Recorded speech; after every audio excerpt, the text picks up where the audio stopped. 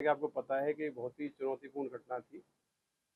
घटना के इमीडिएट बाद आदरणीय डीजीपी साहब के द्वारा भी इस घटना पर चिंता व्यक्त की गई थी और ये निर्देश दिए गए थे कि इसमें पूरी ताकत लगा के इस घटना को जल्दी वर्कआउट किया जाए। घटना की सूचना मिलते ही आईजी साहब, हमारे जो ग्वालियर जोन के आईजी साहब हैं, डीआईजी साहब के द्वारा निरीक्षण किया गया, क्योंकि घटना बहुत ही संवेदनशील थी और बड़े बड़े केस के साथ एक शराब व्यवसायी के साथ लूट की घटना हुई थी, जिसमें 30 लाख के आसपास का अमाउंट को लूटा गया था।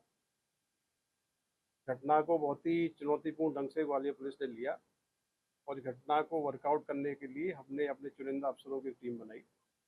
इस पूरी टीम में लगभग 80 अधिकारी कर्मचारी शामिल थे और एक विशेष ऑपरेशन आईजी साहब के मार्गदर्शन में, हमारे जो एडिशनल एसपी प्रेस लालचंदानी जी हैं, इनके सुपरविजन में एक विशेष ऑपरेशन संचालित किया गया। ऑपरेशन का नाम हमने दिया था स्विफ्ट 48। स्विफ्ट 48 इसलिए नाम दिया गया था कि हमारा डीजीपी साहब के निर्देश थे घटना को जल्दी से जल्दी खुलासा किया जाए।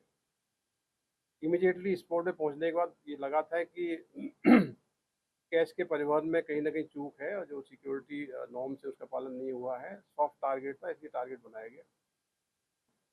घटना होने के तत्काल बाद पूरे जिले में नाकाबंदी की गई थी, जिससे बदमाश बाहर ना जा पाए। नाकाबंदी के दौरान पता लगा कि जो मोटरसाइकिल घटना में यूज हुई है वो जलालपुर के पेट्रोल पंप पे खड़ी की गई है। टीमों ने जब मोटरसाइकिल को चेक किया और उसकी जब इन्वेस्टिगेशन की गई तो पता लगा गाड़ी जुलाई महीने में ही मुरैना कोतवाली से चोरी की गई है। तो चोरी की मोटरसाइकिल थी, इसलिए उससे बहुत ज़्यादा हमको कोई क्लू मिलने की संभावना नहीं थी। लेकिन वहाँ के जब टीम ने आगे जाके सीसीटीवी कैमरे चेक किए तो पाया कि जो लूट की घटना में शामिल तीनों बदमाश थे वो मोटरसाइकिल को खड़ा करके मुरैना की तरफ जाने वाली बस से रवाना हुए हैं। बस को चेक किया गया, बस के कंडक्टर से कंफर्म किया गया तो ये पता लगा कि तीनों बदमाश घटना करने के बाद टेकरी के पास में कहीं बस से उतर गए हैं। टीमें लगातार चेज कर रही थी और टेकरी के आसपास इनकी सर्चिंग की गई, लेकिन सर्चिंग में कोई बहुत जानकारी नहीं मिली। सीसीटीवी फुटेज जब हमने अपने मुखबिरों को दिखाए, हमारी टीम के सदस्यों ने मुखबिरों को दिखाए और अपना जो नेटवर्क है, तो नेटवर्क के माध्यम से 3 अपराधी इसमें प्रथम दृष्टया चिन्हित हुए थे। जो गाड़ी चलाने वाला व्यक्ति था उसकी शिनाख्त हुई थी, दीपक कुशवाहा है, जो करुआ गांव का रहने वाला है, मुरैना का। दूसरा व्यक्ति जो कैश हाथ में लिए था, बैग जिसके हाथ में था, वो व्यक्ति विकास गुर्जर है, वो भी करुआ गांव का रहने वाला है। और तीसरा व्यक्ति था वो विजय कंसाना के रूप में उसकी शिनाख्त हुई थी।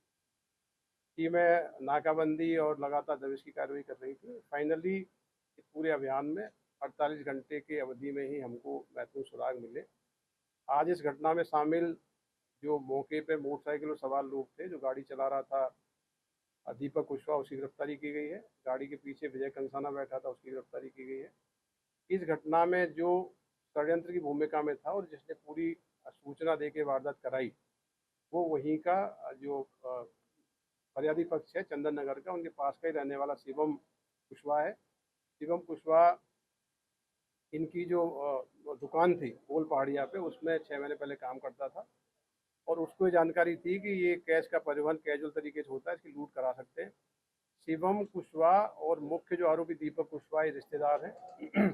दीपक कुशवाहा के दादा उसी गांव के सरपंच हैं, करुआ गांव के, और विजय के जो परिजन है वो एक पार्षद हैं। इस प्रकार से इस पूरी घटना में हमारी टीम ने बहुत ही टाइम बाउंड तरीके से मेहनत करके इसका खुलासा किया है। इसमें 4 आरोपी अरेस्ट किए गए हैं। टोटल जो लूट की राशि थी उसमें से 20 लाख के लगभग राशि बरामद की गई है। 4 आरोपी अरेस्ट हुए। घटना में जो ग्लेंजा गाड़ी थी जिसको भगाने में उपयोग किया गया राहुल गुर्जर के द्वारा, राहुल गुर्जर को अरेस्ट किया गया, कार जब्त कर ली गई है।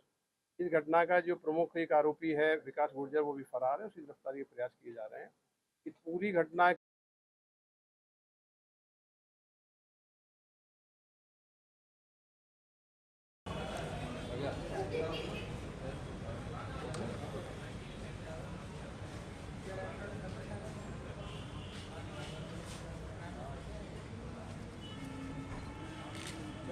आ जाओ।